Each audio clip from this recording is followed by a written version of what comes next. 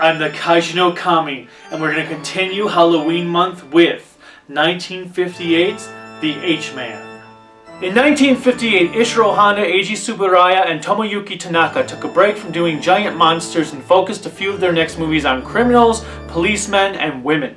The first of these movies was titled Beauty and the Liquid Men, or as it became known in the US, The H-Man.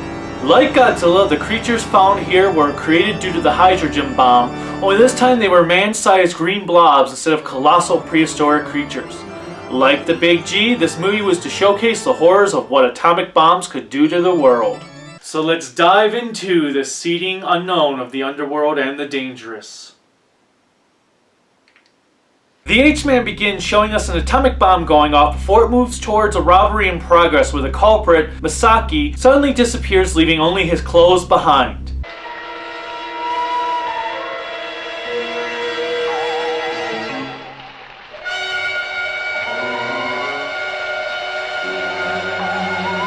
The police are baffled with what could have happened, and here we are introduced to Inspector Tomonaga, played by the great Akihiko Hirata. They interrogate a known criminal named Mr. Gold and learn that Masaki was the thief and proceed to his residence. There, they meet Masaki's girlfriend, Chikako Arai, and take her into custody for questioning. Yumi Shirakawa portrays this nightclub dancer, and she confirms that Masaki must have been the robber. Misaki がどうかしたんでしょうか。どうして？この時計、とっても大事にしていました。美咲の持ち物に違いないね。はい。Later on, Arai is at work singing, I can see your lovely eyes. Well, at least I think that is what they consider singing, since clearly that is not her actual voice. 美咲がどうかしたんでしょうか。 And it's always どうかしたんでしょうか。 the same. When a strange man writes her a note saying he wants to talk to her about Masaki. The police arrest this man, who turns out to be Associate Professor Masada, played by Matango's Kenji Sahara. He explains to the police that he feels Masaki did not run away, but rather melted. こういう考えはどうだろうか。何か不思議な現象で人間の肉体だけが溶けたとしたら、現場の状況にぴったりしないかね。溶ける？うん。なるほど。ぴったりするね。それで事件は解決だ。冗談じゃないよ。Arai returns home that night only to be attacked by a mysterious assailant looking for Masaki. He threatens her before leaving, only to also disappear, leaving nothing but his clothes behind.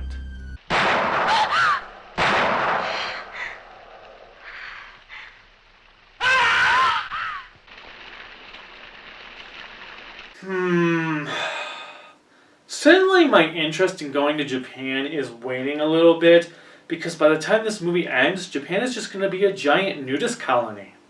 Masada returns to the police station while they have Arai in custody once more to hear about the man that disappeared. He then takes Tomonaga to his lab where there are witnesses to people who have melted. A man full of radiation and in bandages explains his plight. It turns out his crew came across a derelict ship called the Ryujin Maru.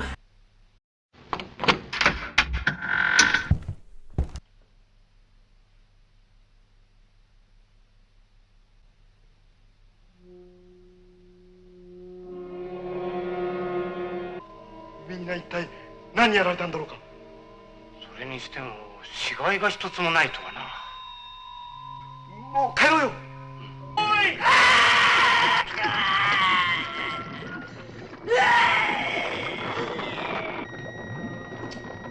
大ちゃん。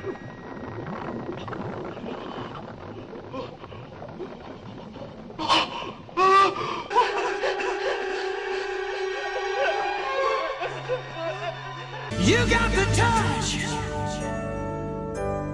You got the power.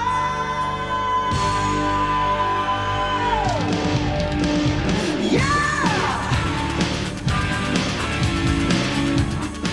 When they were searching it, they ran into some green liquid creatures that melted their comrades by touching them.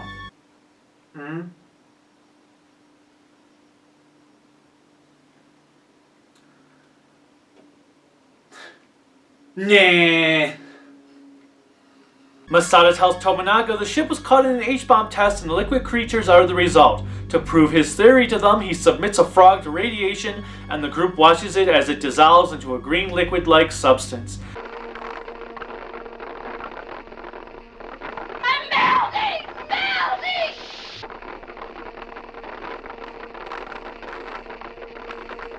Melting! Naturally, they still refuse to believe him.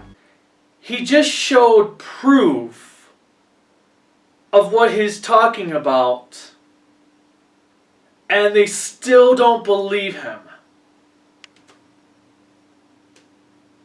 Are they a special kind of stupid?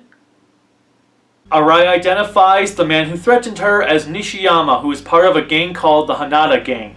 The police initially go to where they suspect he is possibly hiding out, and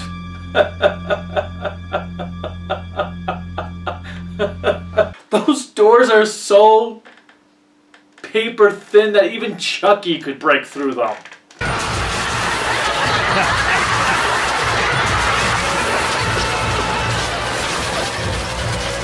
Anyway, they find Nishiyama's lifeless body on the floor.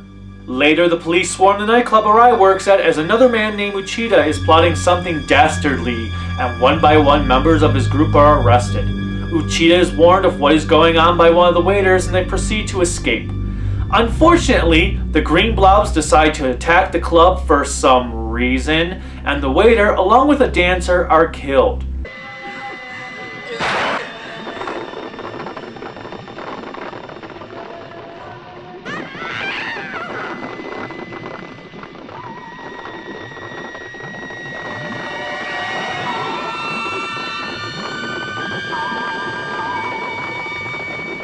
One of the cops decides to play a game of Double Dare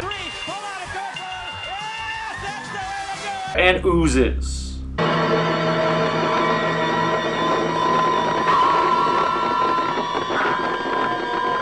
Uchida fakes his death by leaving his clothes behind while he gets away. Masada's boss Maki finally gets the police to listen to his theories and shows them, using another frog, exactly what is happening.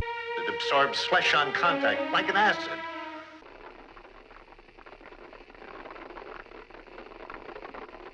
Oh yeah, sure, now they're willing to listen. The existence of the H-Men is released to the public and Japan is evacuated so the military and police force can set the sewers aflame. How do they know they're hiding in the sewers? I mean, what if they were just hiding in the nightclub since they seem to be around the nightclub? In the meantime, Arai is kidnapped by Uchida, at least I think so. She seems to be willing to get into his car without any sense of restraint while Masada chases after them. And this is the greatest car chase we will ever see in the history of cinema.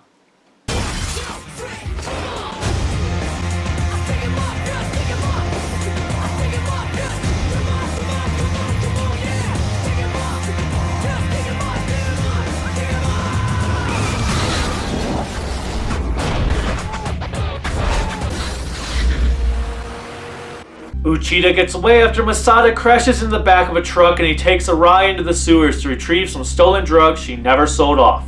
The operation to burn the liquid men proceeds when Uchida and Arai find themselves under attack from said liquid men.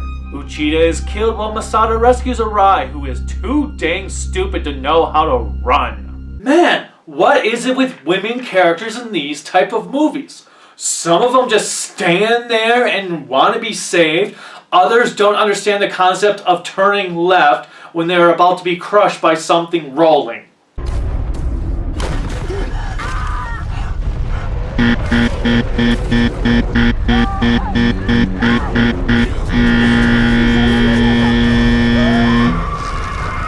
Fatality! Ugh. Tominaga chases after Masada until he finds the couple just in time before the area of the sewers they are in begins to burn.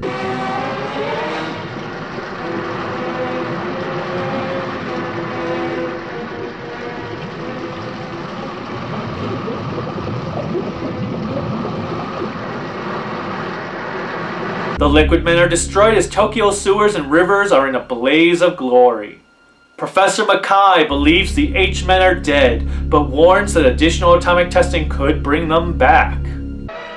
東京に現れた液体人間は一応絶滅したと考えてよろしい。しかし今後絶対に発生しないとは断言できません。次にこの地球を支配するのは液体人間であるかもしれない。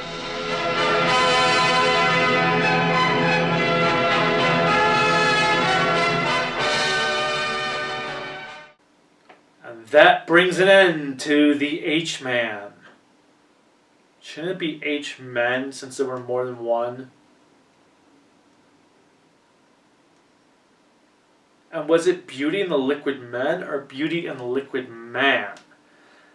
Again, there's more than one. Overall, it is an okay movie. There isn't too much to be said about it, as it is more of a crime thriller than a horror movie. That doesn't make it bad, but the title is quite misleading since the Liquid Men are barely in it. Like Godzilla though, it does an excellent job at portraying another fear of what could happen due to the radiation fallout from nuclear testing. The characters are fine for what they are, but none of them are outstanding by any means. Everyone is pretty much by the book in a cookie cutter way. Tominaga is one of the least interesting policemen I have seen in any of these movies because he doesn't do anything that makes him a good character. He is a good guy and all, but a boring one at that. Masada is pretty useless too. His purpose is to be the exposition for the viewer so they are not left confused in this convoluted movie. What is worse though is Arai, who serves no purpose aside from being a damsel in distress, which is a shame because she could have been much more if the writers wanted her to be. Thankfully, the acting from Sahara and Hirata is great, as they do a great job with their characters. It's just that the script doesn't let them do anything interesting. The plot gets a little convoluted because we have criminals who are there for 1 or 2 scenes before they are dead, and then Uchita's plotline just seems to come out of nowhere.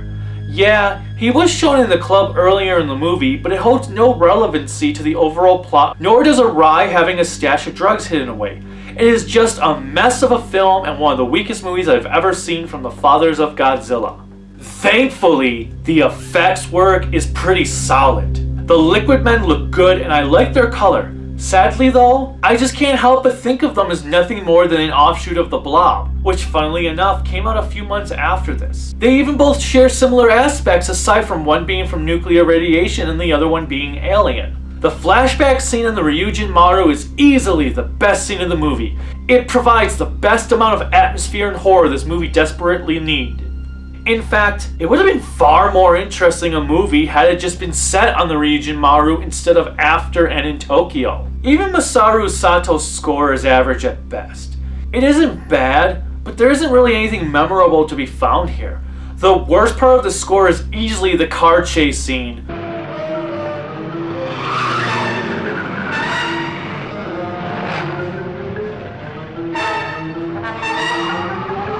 Which, as I already said, is a clumsy and awful scene before you add poor music to it. It's not green, so I'm sure it's okay. Oh, hello. Overall, the H-Man is a disappointment because it just falters way too much with uninteresting characters and subplots dealing with the criminals that just show up just to die, taking away from the title creatures. It does have some good moments that does make it worthwhile to watch at least once, especially with the flashback scene on the ship. But aside from that, this movie just doesn't do anything for me. Well, with that said, be careful of the rain and of green water. Bye.